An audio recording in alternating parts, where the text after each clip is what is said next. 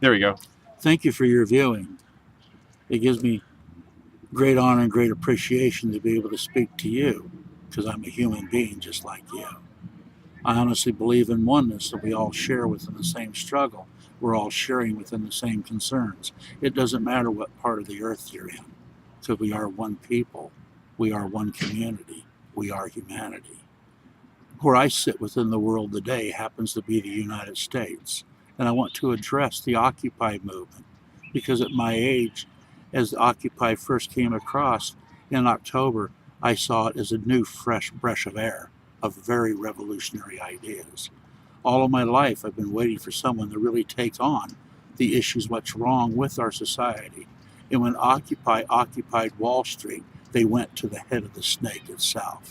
This is what's given myself the attention to come into Occupy, to be able to begin to take a harder look at what Occupy has been able to accomplish over its short birthing point that it had within our society.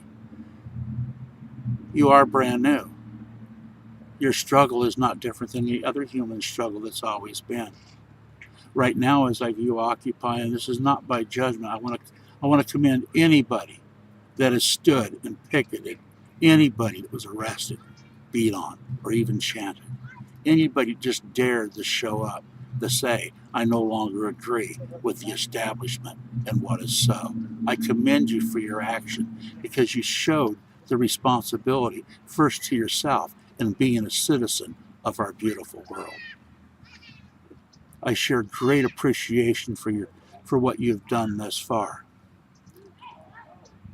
As I watch you from a distance in the different communities in the different cities as we see things on YouTube, it seems like to me you've now come into a collective consciousness of what to do next.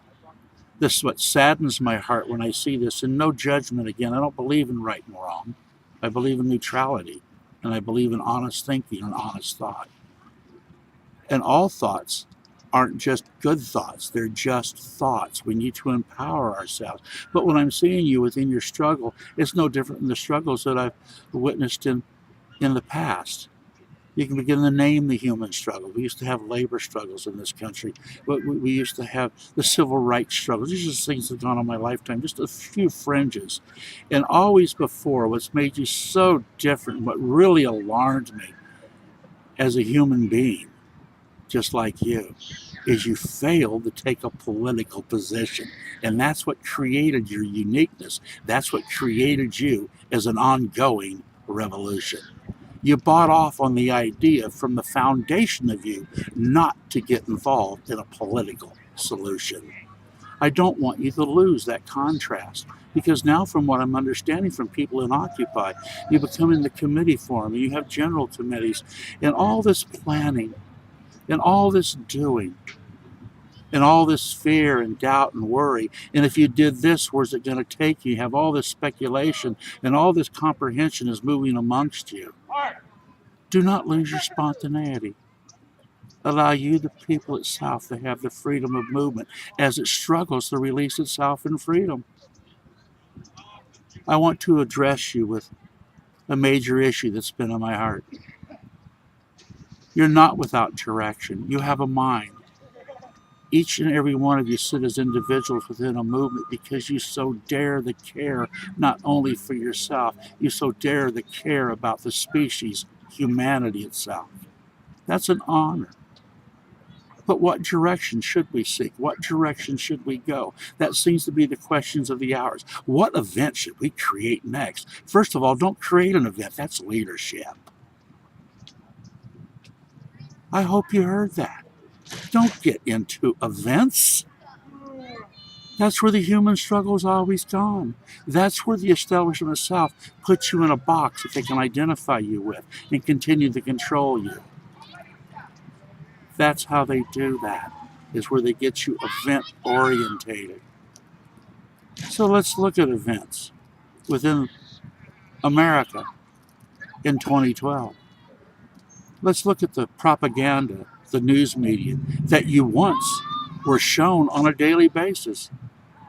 And we sat at the edges of our chairs waiting to be able to hear what some of the liberal stations were going to say about Occupy that day, let alone what the right-wingers were saying.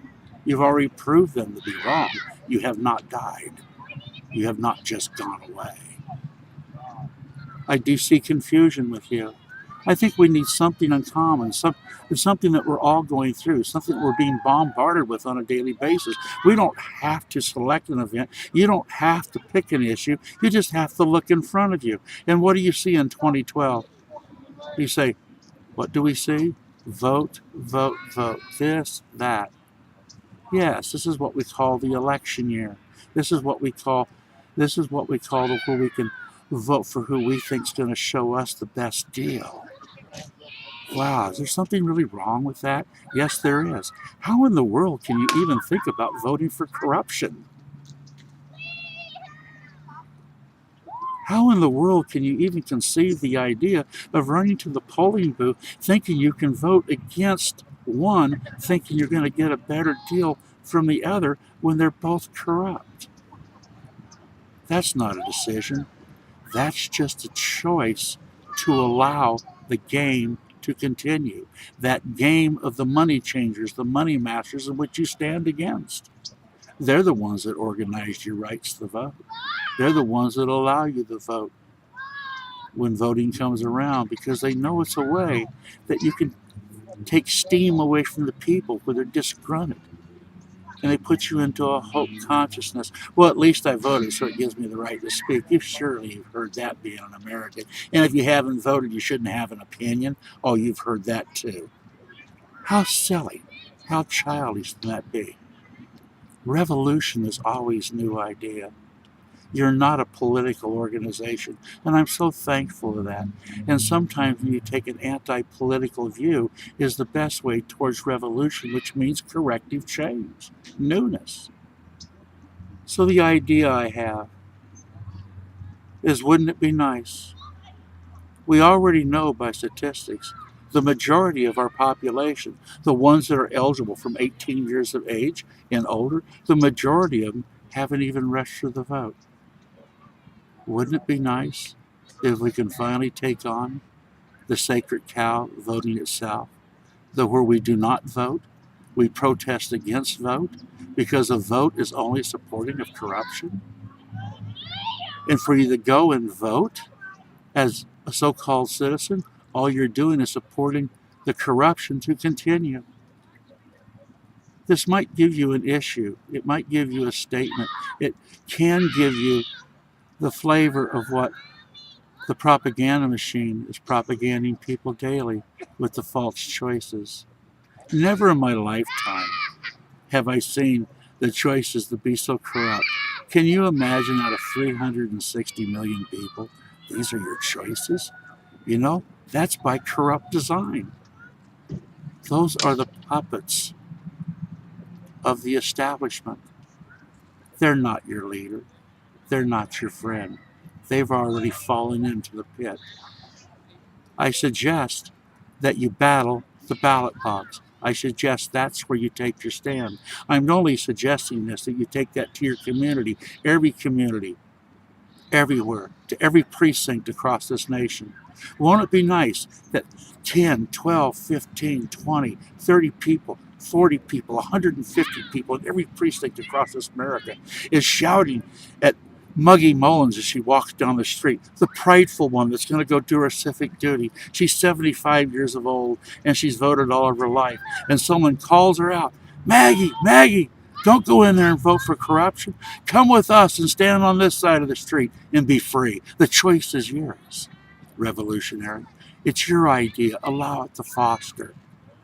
To rid yourself of a system, you must go to the system itself. And you must not identify yourself with it. You must expose the corruption of voting and the act thereof. My name is Martin. It's been a pleasure to be with you.